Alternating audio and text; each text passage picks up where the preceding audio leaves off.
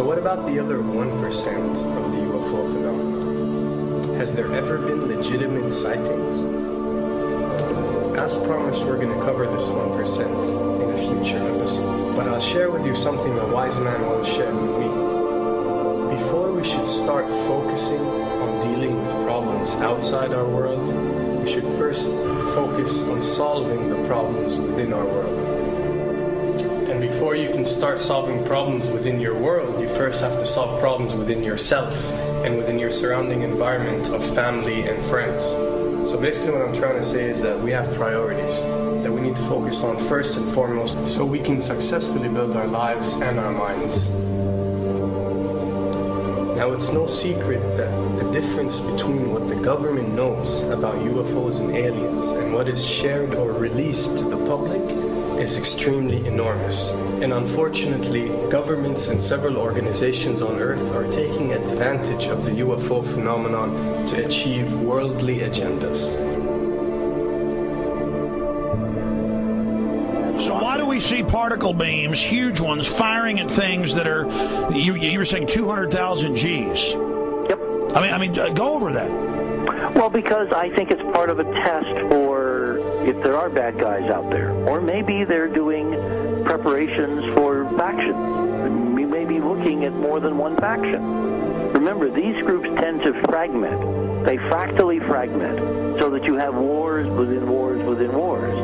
You know. But why would NASA release that footage?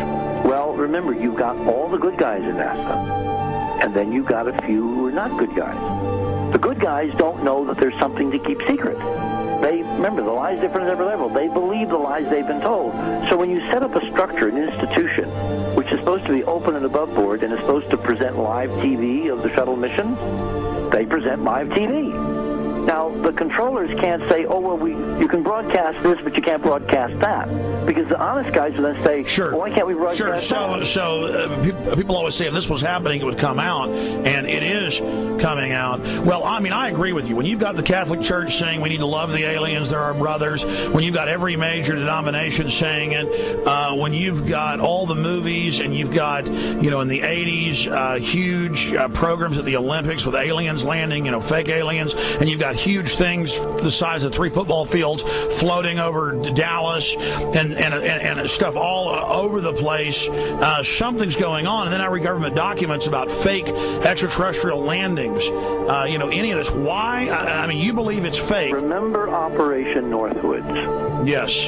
Okay. Or we can go to the, September 11th. Governments do huge, big things to sway populations at key nodal points in history. They love hoaxes.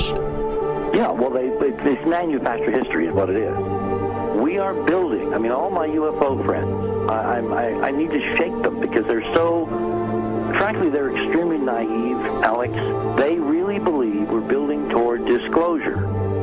I believe we're building toward a mass, carefully manufactured fake event where ETs, who are really humans, who are really part of this secret clique, who are probably Nazis, who have developed and perfected their technology from World War II, which is why you've got to get, Joseph on. They are going to basically fake out the world. And there's an incredible window on the Nazi black ops programs, the compartmentalized, incredible high technology efforts that were being funded by the Nazi war machine, particularly toward the end of the war in a desperate effort to win the war, and they fastened their hopes on several key technologies, some of which appear to be the control of gravity itself, which again is a separate piece of data from my work, which came at this from a hyperdimensional physics perspective. I mean, we know there's a lot of suppressed technology. 20 years after the B-2 bomber was already in service, they declassify it. So we have a lot of cases of that. We know there's a whole shadow government.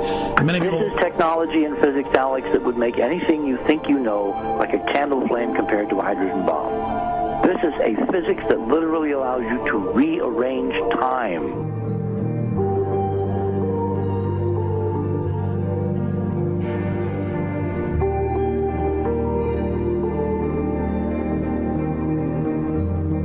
experiment. But I mean, imagine you've got all these compartments in these pyramids within pyramids of compartmentalization. That's why that's the New World Order symbol. And we don't know what they've got because they are so secret. We know they lie so much. We just know it's advanced. Mainline scientists say they're 30 years advanced. So Richard C. Hoagland, what I'm saying to you is, I'm entertaining what you're saying. I respect you. I think you're a great guy. My only issue is, like you said, dealing with what we know they could be up to. The fact, Alex, we have done experiments. We have our own data. We have experiments now from the Soviet Union. 30, 40 years when the Iron Curtain came down, when glasnost finally prevailed, a huge amount of stuff was declassified from the KGB as well. And we now have put this data together. We not only know what the physics is, we know what it can do, we know what it's based on, we know how to make it work. We've seen in our own experiments ample evidence. We've seen experiments across the American landscape and even in Europe that vindicate various parts of this.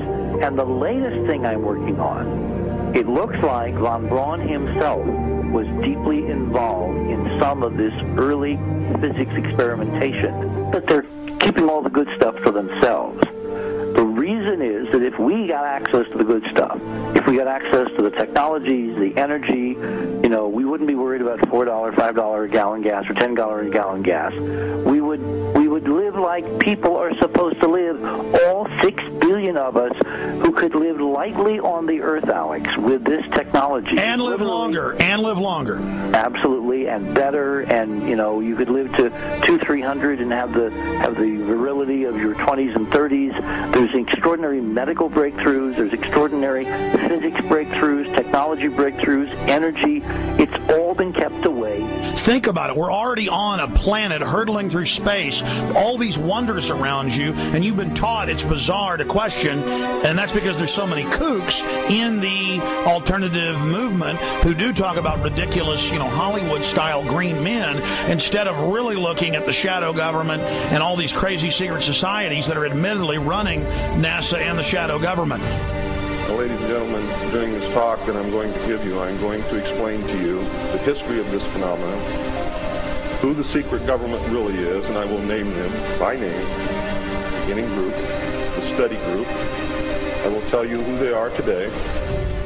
I'm going to tell you what this is all about. I'm going to tell you who's selling drugs to your children, and I'm going to tell you why the United States government is afraid for you to find out what the truth is regarding UFOs.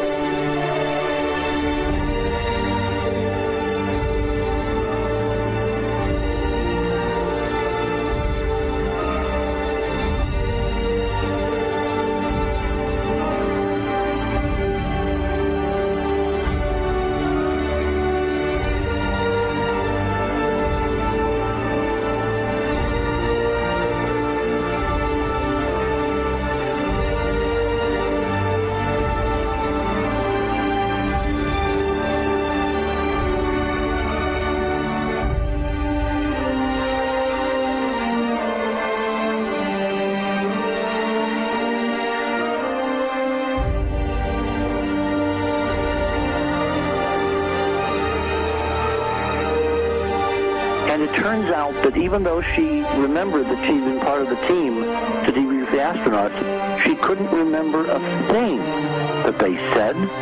She couldn't remember why she no longer was working with NASA. She couldn't remember. In other words, her memory lapses were enormous, and I don't think they were feigned, because we now found the same pattern in all the flight crews. Because the awful truth, Alex, is they have been brainwashed. They have been mind controlled. They have had a technology, a very sophisticated technology, which took away the real missions that they experienced.